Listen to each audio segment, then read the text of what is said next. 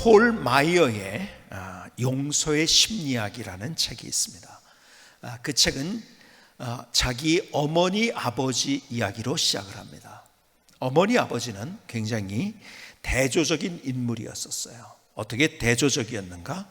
한 사람은 용서 못하는 사람, 한 사람은 용서를 너무 잘하는 사람. 아버지는 용서를 못하는 사람이었고 어머니는 용서를 너무 잘하는 분이었었어요.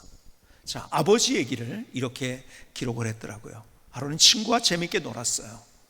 그런데요, 그날 저녁에 아버지가 불러서 그런 얘기를 하더래요. 야, 그 친구하고는 앞으로 절대 놀지 말아라. 왜 그런가를 봤더니 그 친구의 아버지하고 자기 아버지하고 관계가 안 좋았대요. 원수가 되었는지 이건 어쨌든 관계가 아니에요. 그러니까 놀면 안 된다. 그래서 그 친구랑 못 놀았대요. 자기 손 아래, 그 아버지의 손 아래 동서가 있었는데요. 아마 독일에서 태어났는지 하여간 미국에서 살고 있지만은 독일어를 했대요. 그렇게 영어를 할 줄 알면서도 독일어를 했는지 하여간 그러니까 독일어를 하지 말라고 그랬대요. 경고를 줬는데 그래도 또 어느 날 독일어를 사용하더래요. 그래서 다시 경고를 줬대요. 앞으로 우리 집에서 독일어를 쓰면은, 당시 우리 집에 와서 독일어 쓰면은 앞으로는 우리 집에 발을 딛지 못할 것이다. 우리 집에 못 온다 선언을 했대요. 그런데 또 와가지고 독일어를 썼대요. 그때서부터 딱 너는 끝. 그리고 집에를 못 오겠는데, 미국 사람들이 크리스마스나 아니면 생일 때 가족들이 모여가지고 파티를 하고 하잖아요. 그런데요, 못 오게 하니까 자기 가족, 그러니까는 자기 아버지의 동생과 그 가족들은 왔는데 그 손 아래 동서는 못 오게 한 거예요. 그래서 태워주고 멀리서 차로 태워주고서 있다가 또 끝나면은 이제 차로 돌아오면 또 차로 태워서 자기는 차 안에 있다가 간 거죠. 그냥 이런 일도 있었다고 하더라고요. 어머니가 하루 종일 음식을 준비했대요. 너무 맛있는 음식을 하루 종일 저녁 가족들을 위해서 준비한 거죠. 자, 미국에 먹는 이제 식탁 여러분들이 기억하시죠? 한번 그려보시기 바랍니다. 맛있게 식탁을 다 차리고 거기에 뭐 식탁보도 있고 그렇잖아요. 근데 아버지가 딱 준비가 되자마자 회사에서 돌아온 거예요. 그리고 나가지고 갑자기 음식이 잘 차려져 있는데 양 네 귀퉁이에 식탁보를 다 잡아가지고 그래가지고 하나로 싸가지고 그리고 밖에다 버려왔대요. 화가 나가지고. 화가 난 거는 뭐 때문에 화가 났느냐? 아마 회사에서 무슨 일이 있었나? 어쨌든 그래서 그걸 분풀이를 거기서 해버린 거예요. 아버지는 유능했대요. 똑똑했대요. 그리고 은사도 있었고 대단히 대단한, 그거 외에는 훌륭한 사람이었대요. 엄마한테 이렇게 얘기했대요. 아빠가 그럴 때 엄마 냄비 뚜껑이라도 들고서 덤벼 들지 왜 한 번도 그렇게 안 하냐고. 그랬더니 엄마가 하는 얘기, 베드로의 이야기를 하면서 베드로가 예수님 앞에 뭐라고 했죠? 내가 7번 정도 용서하면 되겠습니까? 의기양양한 거. 왜? 율법은 3번 하라고 했으니까요. 그때 주님께서 뭐라고 했어요?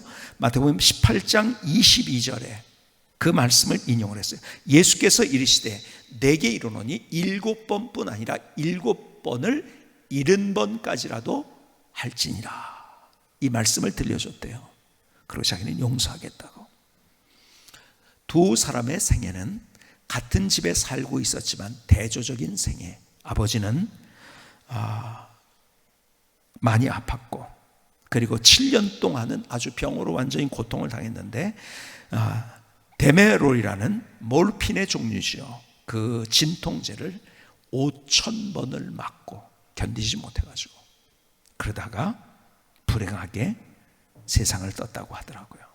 근데 어머니는요, 같은 집에 살았지만 그럼에도 불구하고 행복했다고.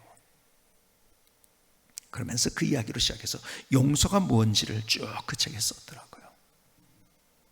여러분, 지난 주간에 우리가 함께 나눈 것이 사랑이에요. 사랑을 우리는 우리 방식대로 해서 안 된다는 사실, 그래서 요한복음 13장 34절에 중요한 말씀, 지난주의 본문이죠. 새 계명을 너에게 주노니 서로 사랑하라. 내가 너희를 사랑한 것 같이 너희도 서로 사랑하라. 사랑하는데 내 방법으로 사랑하는 것이 아니라 하나님이 우리에게 어떻게 사랑하셨는가, 그걸 가지고 사랑하라고 하는 거지. 하나님은 사랑이시고 하나님의 사랑이 진짜 사랑이에요. 나머지는 다 가짜 사랑이에요. 그런데 그 사랑을 어떻게 우리가 출발할 수 있고 우리가 사랑하는 삶의 문을 열 수 있을까? 그것이 성경은 우리에게 용서라고 이야기해 주고 있는 거예요. 여러분, 내가 사랑이 있는 삶을 살기를 원한다면 무엇으로부터 출발하는가? 용서예요. 그래서 오늘 본문의 이야기가 이겁니다. 에베소 4장 31절로 32절의 말씀. 너희는 모든 악독과 노함과 분냄과 떠드는 것과 비방하는 것을 모든 악의와 함께 버리고 서로 친절하게 하며 불쌍히 여기며 서로 용서하기를 하나님이 그리스도 안에서 너희를 용서하심과 같이 하라. 우리 속에 있는 원수 맺고 비방하는 그런 모든 것들을 포기하고 서로 친절하고 불쌍히 여기면서 용서하는데, 그 용서는 어떤 용서? 세상 사람들이 하는 용서가 아니라 주님께서 하나님이 그리스도 안에서 너희를 용서하심같이 하라고 말씀하세요. 여러분, 하나님의 성품이 뭐예요? 그분의 근원적인 성품, 그분의 가지고 있는 속성은 사랑이에요. 그 사랑 때문에 우리를 용서해 주신 거예요. 사랑의 시작은 용서입니다. 십자가의 사랑은 십자가의 용서예요. 그러니까 십자가에서 예수님께서 우리를 용서해 주신 거예요. 근데 그 용서가 어떤 용서일까요? 여러분, 목숨을 주셨어요. 우리 용서, 그냥 단순히 야 너 그 용서해 줄게, 그게 아니에요. 목숨을 주신 거예요. 우리 용서하시기 위해서. 그리고 그분은 수치심을 당하셨고 자존심까지 던지셨어요. 십자가상에서. 왜요? 우리를 용서하시기 위해서. 우리를 사랑하시기 때문에 용서하신 거예요. 여러분, 용서가 너무 중요한 거예요.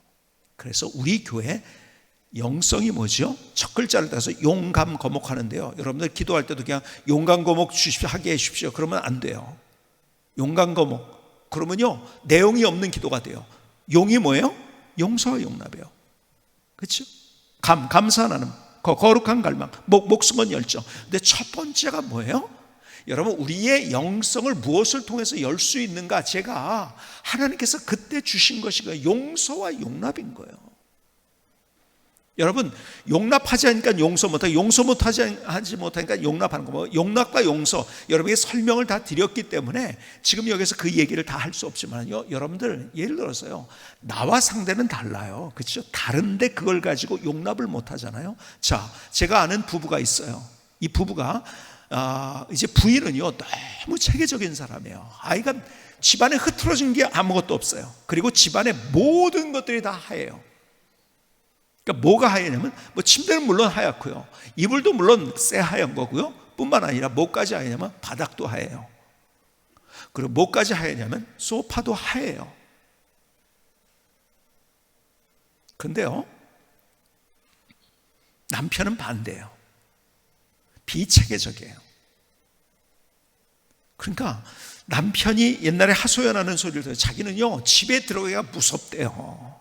왜냐하면요 흐트러진 게 없으니까요. 그리고 자기가 흐트러 놓으면은 또 잔소리를 하게 되고 하니까요. 그래서 자기는 자기 집에 들어가 가지고요 마음대로 소파에도 기대지 못한대요. 왜 소파를 왜 못 기대? 잘못해가지고 밖에서 묻은 거에 거기에 묻을까봐. 그래서 뭐 하나 깔고 그 다음에 소파에 눕는데요. 소파에 앉거나 눕는데요. 근데 이분은 굉장히 어떤 분이냐면 또 비체계적인, 남편은 비체계적인. 근데 비체계적인 사람과 체계적인 사람의 특징이 뭔가? 비체계적인 사람은요 정리는 잘 못하지만 그림은 큽니다. 인생의 그림이 굉장히 커요. 그리고 넉넉해요, 마음이. 근데 체계적인 사람은 앞에 있는 것만 봐요. 근데 비체계적인 사람은요, 그 너머도 볼 줄 아는 그러한, 좀 달라요. 기질이 그렇게 다른 거예요. 그런데 둘이 만나면은요, 그 넉넉한 마음과 그 다음에 또 뭐라고 그럴까요? 그 큰 그림과 함께 앞에만 보면요, 인생 아주 피곤하거든요. 그렇죠? 근데 그 너머를 보여주고 큰 그림을 보여주는 남편이 있고, 또 아주 구체적으로 세밀하게 그런 기질을 가진 부부가 있을 때 같이 그게 만나가지고 조화가 잘 되면은 그게 뭔지 아십니까? 그것을 천생연분이라고 이야기를 해요. 그게 천생연분이에요. 그렇죠? 서로 조화가 딱 되니까요, 서로 없는 게 있으니까 그게 없는 것이 서로 보충이 되면 그것처럼 천생연분이 없어요. 그런데 그것은 전제가 뭐냐? 상대에 대한 용납이 있어야 돼. 나와 다른 것에 대한 용납. 그런데 그것이 없다고 하면 뭘까요? 천생연분이 뭘로 바뀌는지 아십니까? 네? 평생왼수로 바뀝니다. 그렇죠? 저 사람 왜 저럴까 그거죠. 저 사람 왜 저러지? 그래서 서로 화나는 거야. 별거 아닌 거지. 그러니까 뭐예요? 치약 짜는 거 하나 가지고 이혼했다는 얘기 들어보셨습니까? 그게 이유가 있는 거예요. 왜냐하면요, 치약을 짜는데요, 비체계적인 사람은 가운데 꼭 눌러 짭니다. 그냥. 그렇죠? 근데 체계적인 사람은 밑에서부터 딱 해서, 근데 서로 이해가 안 되는 거 꽉 넣어서, 이거 아무렇게나 짜면 되지 뭘 그걸 그래가지고서 힘들어가지고 시간 들이고 그냥 짜면 푹 나오는데 그 왜 시간을 소비하냐 이거죠. 그렇죠? 근데 이 사람은 이렇게 하지 왜 그렇게 해가지고서 이상하게 만들었냐. 서로 이게 용납이 안 되면은요, 평생 왼수가 되는 거예요. 그렇죠? 여러분, 실제적으로 우리의 삶을 살아가면서 정말 중요한 원리 하나가 무엇인가? 그것은요, 내가 행복하게 살 수 있는 그것은 뭐냐면 용서와 용납인 거예요. 우리 교회에서도 그랬어요. 우리 다 다르잖아요. 똑같아요? 얼마나 우리는 다릅니까? 그렇죠? 모든 게 다, 얼굴도 다르지만요, 하는 행동, 말투, 부터 시작해서 기질과 모든 것, 똑같은 사람이 어디 있나요? 나랑 똑같은 사람 있나요? 없어요. 그럼 기계지요. 뭐. 다른 것을 존중해 줄 알 때 그것이 민주주의인 거예요. 그것이. 그래서 우리 교회가 참 감사한 게 뭐냐면, 회의를 하더라도요, 있는 얘기 다 하죠. 자기 의견 다 내지만은, 그러나 그것이 같이 대부분이 이렇게 가자는 것이 됐을 때 같이 으쌰해 준다는 거예요. 근데 끝까지 아니라고 그래요. 여러분, 진리는 목숨 거는 거예요. 그런데 방법론은 목숨 거는 거 아니에요. 바보 같은 짓이에요. 자, 용서가 얼마나 중요한, 그래서 우리 교회 첫 번째 영성이 용서와 용납인 거예요. 그만큼 중요하다는 거예요. 자, 그런데 보세요. 여러분, 용서한다는 것이 무엇인지 아세요? 용서한다는 것. 그리고 용서의 유익이 뭔지 아세요?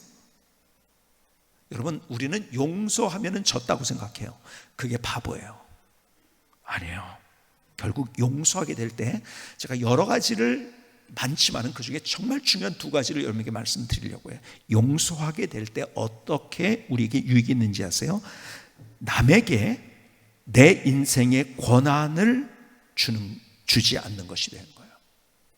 한번 따라합시다. 남에게, 다른 사람에게 내 인생의 권한을 주지 않는 것이다.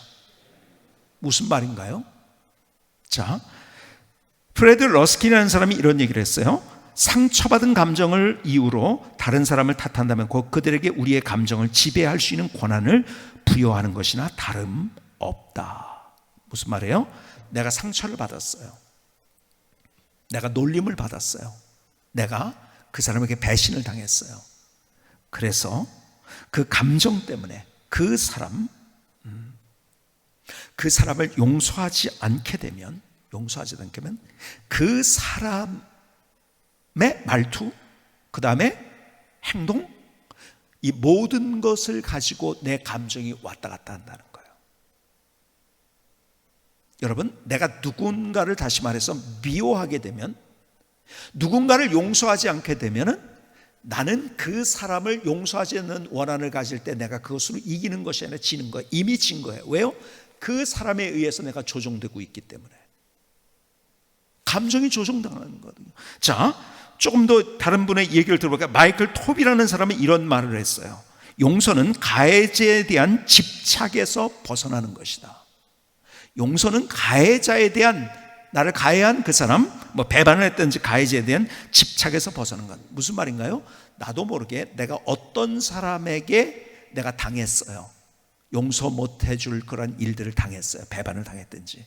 그러면요, 나는요, 죽을 때까지 그 사람에게 집착을 하게 됩니다. 무슨 말이에요?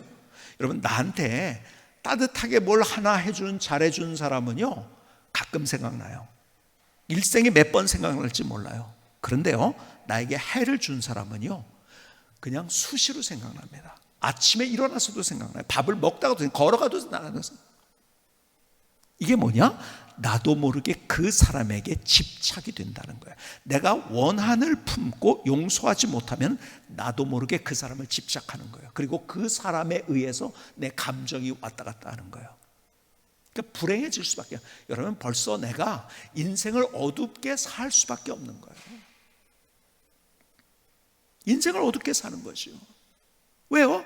그 사람에 의해서. 아침에 일어나서 자다 깨가지고 갑자기 자다 깼어요. 근데 그 사람이, 주님이 먼저 내가 묵상되는 게, 그 사람이 묵상이 되는 거예요. 이렇게 나쁜 놈이 있나? 그가 자다가 잠 못 자는 거예요. 불면증이 되고요. 밥을 먹다가 소화가 안 되는 거예요. 걸어가다가요, 운동 잘하고 있는데 그 사람 생각하다가요, 어떻게 하죠? 피가 거꾸로 온다는 표현을 하잖아요. 그렇죠? 그러다가 어떻게 돼요? 내가 운동하는 것 같은데요, 더 건강 잃어버리는 거예요. 감정적으로 듣고 우리 온 몸이 그렇게 돼버리는 거예요. 여러분, 내가 누군가를 미워하고 용서하지 못하면 그 사람에 대한 나도 모르는 집착, 내가 집착한다고 생각해 본 적이 없어요. 근데 집착하고 있다는 거예요. 그래서 그 사람에 의해서 내 감정도, 삶도, 건강도, 몸도 다 망가지게 돼 있다는 거예요. 그래서 용서는 남에게 내 인생에 권한을 주지 않는 것이라는 거예요. 여러분, 미움과 원한의 감정으로 행복해진 사람이 있다고 보면 데려오세요. 나 미워하는 감정 때문에, 나 원한의 감정을 가지고서 나는 행복해졌어, 그런 사람 데리고 오면은 제가 달래는 거 다 해줄게요. 그런 사람은 없습니다. 그런데 용서했을 때요, 저는요, 제 인생에 몇 번의 그런 사건이 있어요. 용서해 줄 수 없는 그 사람을 내가 안 되더라고요. 근데 하나님이 용서하게 만들어 주시더라고요. 갑자기 그 사람이 불쌍해지는 거예요. 그리고 용서하는 순간에, 이야, 세상이 다르게만. 정말 이게 뭐예요? 내가 내 마음도 진짜 사랑이 뭔지를 회복할 뿐만 아니라 세상이 달라지더라고요. 여러분, 세상이 it was good, 하나님이 창조할 때 멋있던 세상, 그 세상을 저는요, 그날을 잊을 수가 없어요. 내가 어떤 사람이 용서한 그날 밤에 용서했어요. 그리고 나가지고 그 다음날 일어나는데요, 세상이 다시 창조가 된 것 같아요. 경험해 본 사람만이 알아요. 여러분, 문제는 뭔지 아세요? 내가 용서하지 못했기 때문에 내가 불행한 거예요. 그리고 조종당하는 거예요. 여러분, 내가 미워하는 감정으로 있으면은 상대가 잘못되는 것이 아니에요. 내가 잘못되는 거예요. 그래서 용서는 남에게 내 인생에 권한을 주지 않는 거라는 거예요. 두 번째는요, 정말 더 중요한 거예요. 용서 없이는 하나님의 은혜를 경험하지 못합니다. 근데 반대로 용서는 하나님의 은혜를 경험하게 만듭니다. 결국 하나님께서 우리에게 뭘 말씀하는지 아세요? 중요한 말씀을 주셨어요. 마태복음 5장 23절에 보니까, 마태복음 5장 23절 이렇게 말씀합니다. 그러므로 예물을 제단에 드리다가 거기서 내 형제에게 원망 들을 만한 일이 있는 것이 생각나면, 자 보세요, 예배 드리러 온 거예요. 근데 원망 들을 만한 일이 생각나거든. 그 다음에 뭐 하라고 그랬죠? 그러면은 옛날에 제가 말씀드렸는데, 자, 기억하고 계셔. 그럴 때 어떻게 하라고 했어요? 그 다음 첫 번째 어떻게 하라고? 네? 형제와 화목하고 와서, 이게 아니에요. 그 전에 뭐가 있어요? 다시 24절을 보십시다. 이걸 꼭 잊어버려요. 예물을 제단 앞에 두고 형제한테 가라는 거예요. 그렇죠? 근데 중요한 게, 제일 먼저는 예물을 제단 앞에 두고 가래요. 왜요? 가져가면 안 가져올 걸 하나님이 분명히 아셔요. 우리가 누군지를 알아. 하나님이요 정말 우리 마음 정확하게 하시는 분이야. 안 가져올 거 분명히 알았어요. 그러니까 너 그거 가져가지만 놓고 가. 자, 우리는요 왔다 갔다 하니까요. 자, 그러고서 그 다음에 진짜 중요한 얘기죠. 먼저 가서 그 형제와 화목하고 그 와서 예물을 드리라. 여러분, 이 말이 큰 그림으로 보면은 어떤 말씀을 해주고 있는지 아세요? 하나님의 은혜를 우리가 경험하기 위해서 예배를 드린단 말이에요. 그렇죠? 근데 예배 드리는데 먼저 형제와 화목해야 된다는 거예요. 자, 무슨 말입니까? 하나님의 은혜를 경험하지 못하게 만드는 것, 이것이 용서하지 못하는 마음이라는 거예요. 자, 여러분이 너무 잘 아는 말씀, 요한복음 15장 5절의 말씀, 주님께서 이렇게 말씀하시면 나는 뭐라고요? 포도나무라고 말씀하세요. 나는 포도나무요, 너희는 가지라. 그가 내 안에, 내가 그 안에 거하면 사람이 열매를 많이 맺나니 나를 떠나서는 너희가 아무것도 할 수 없습니다. 주님 포도나무시래요. 우린 가지예요. 그러니까는 가지는 열매를 어떻게 맺습니까? 포도나무에서 오는 물과 그 다음에 영양분을 가지고 맺는 거예요. 그러니까 가지 스스로 맺지를 못해요. 그렇죠? 포도나무에서 그걸 보내주는 거예요. 나무에서 보내주니까요. 그렇죠? 하나님이 우리에게 그런 은혜를 주신대요. 나 스스로, 이게 은혜예요. 하나님이 내가 스스로, 가지는 스스로 열매 맺을 수 없어요. 그렇죠? 가지만 있으면 그냥 말라 죽는 거예요, 그냥. 근데 내가 그 안에 붙어 있어서, 그래서 거기에서 생명이 이어지니까 열매가 맺어지는 거예요. 그렇죠? 나는 포도나무라고 말씀하세요. 너희는 가지다. 그러니까 나를 떠나서 너희가 아무것도. 그러니까 열매를 맺으려고 하면은 어디서부터? 주님으로부터는 은혜가 있어야 된다는 거예요. 그래서 열매를 맺는다는 것이요. 어떤 열매를 맺을까요? 뭐 열매 종류는 많겠죠. 하나님이 주는 평안의 열매, 기쁨, 활력, 능력, 힘,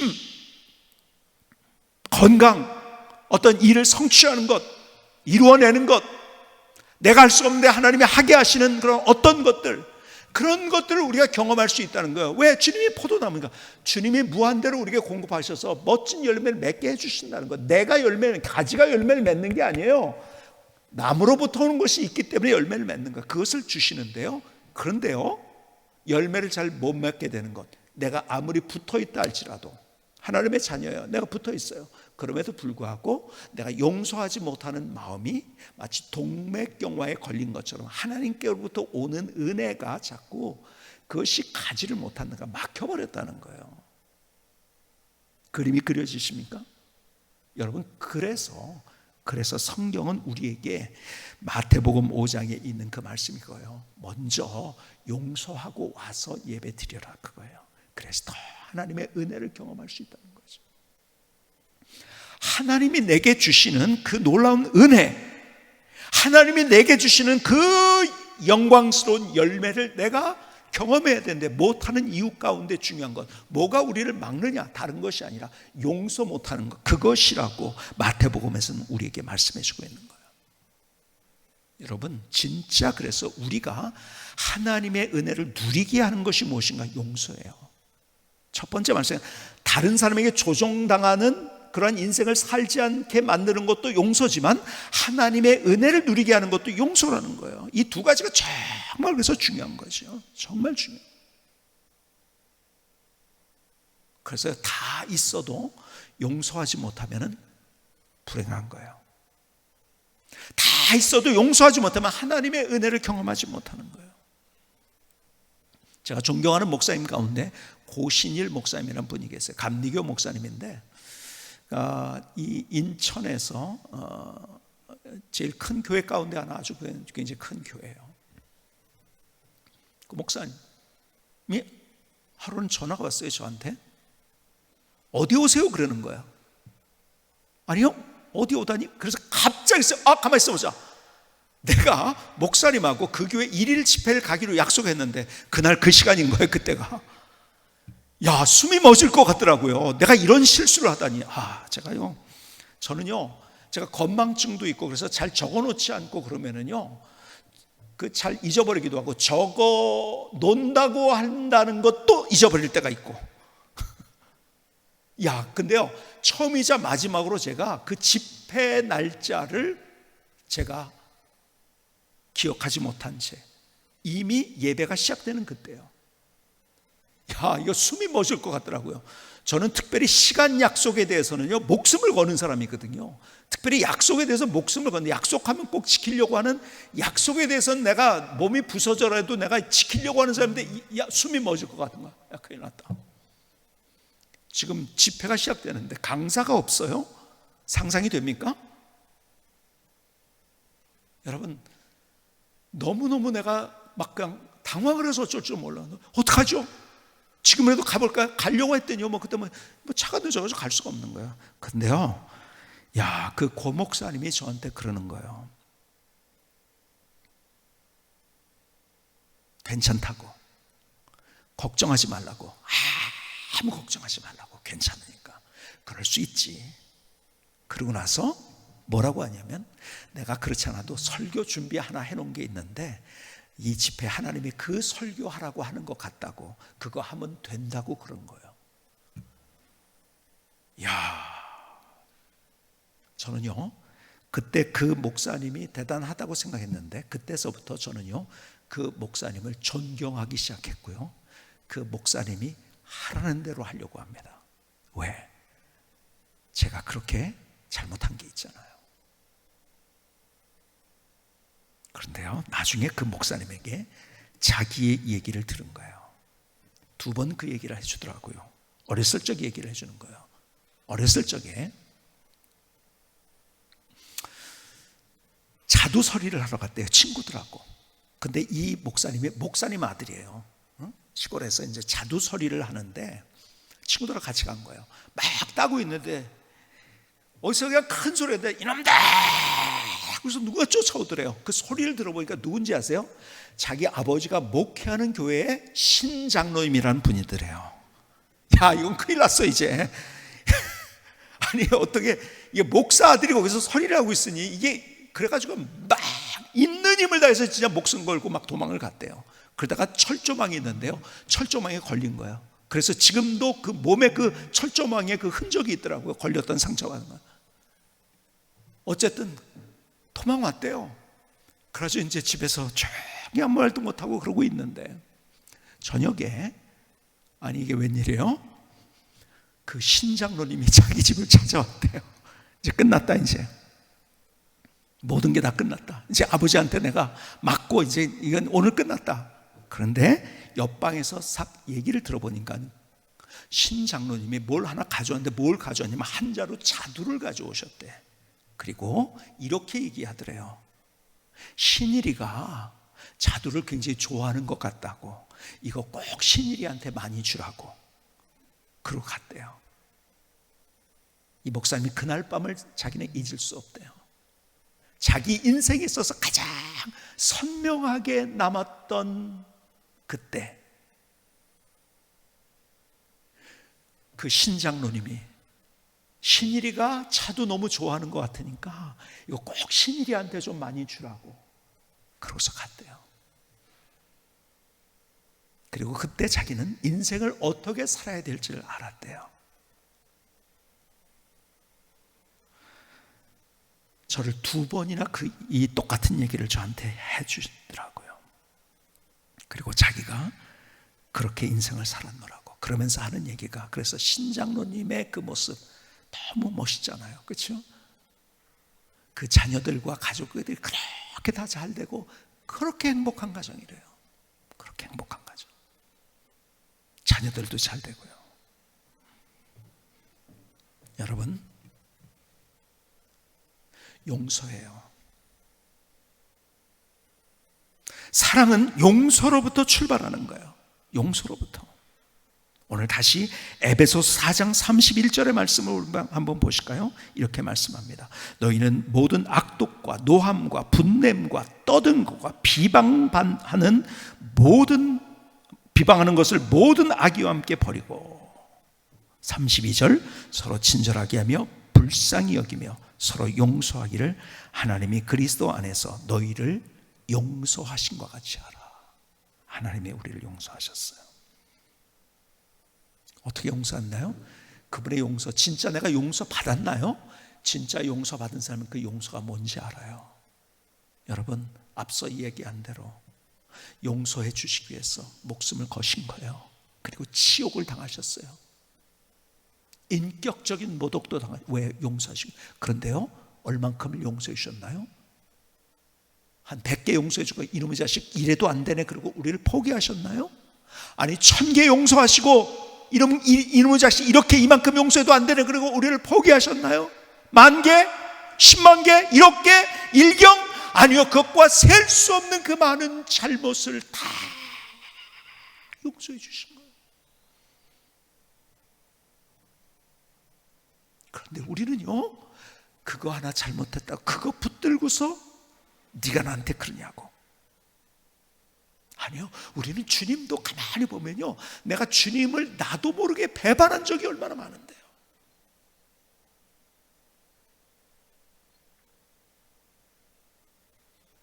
근데 그 많은 배반, 수없는 배반까지 다 용서해 주셨어요. 그런데 그 용서가 우리 안에 있냐는 거예요. 그래서 구원받은 거예요. 그래서 하나님의 자녀가 된 거예요. 근데 내가 용서하지 못하는 사람이 누군지 아세요? 나와 가장 가까이 있는 사람이에요. 가족 중에, 친구 중에 있는지 모르겠어요. 여러분, 내가 용서하지 못하는 사람은, 나와 가장 가까이 있는 사람, 저기 멀리 제주도에 있는 사람이 아니에요. 저기 일본에, 아니면 저기 미국에, 아프리카에 있는 사람이 아니에요. 진짜 내가 용서 못하는 사람은 나와 가장 가까이 있는 사람이에요. 오늘 주님께서 말씀하세요. 그런데 사랑은 용서로부터 출발하는 것이고, 용서를 통해서 사랑의 문을 열 수 있고, 용서를 통해서 내 인생이 환해질 수 있고, 용서를 통해서 내가 남에게 지배받는 인생을 살지 않고, 용서를 통해서 내가 하나님의 진짜 은혜를 경험할 수 있다고 말씀하세요.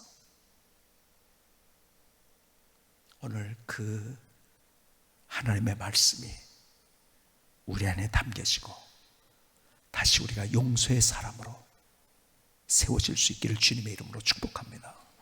김승희 성사님 찬양을 드리시겠습니다.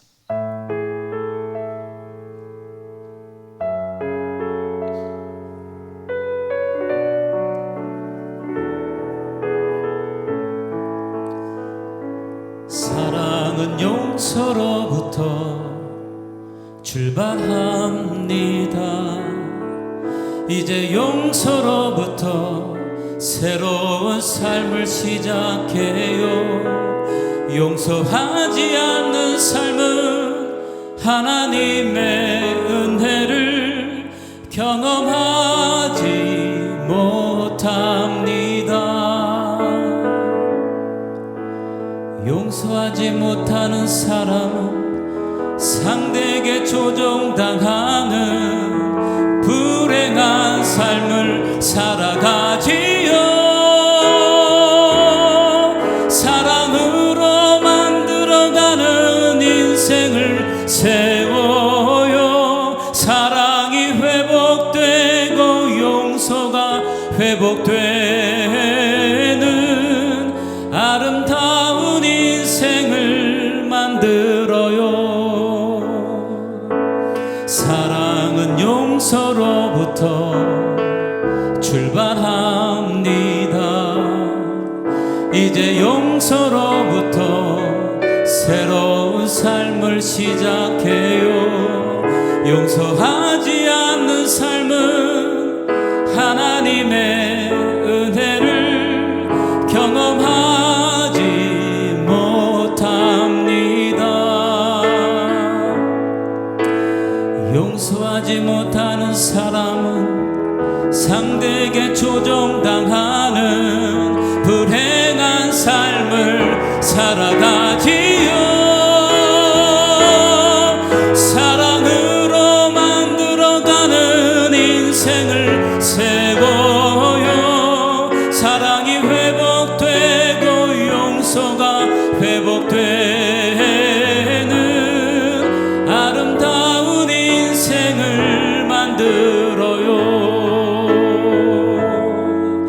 아름다운 인생을 만들어요.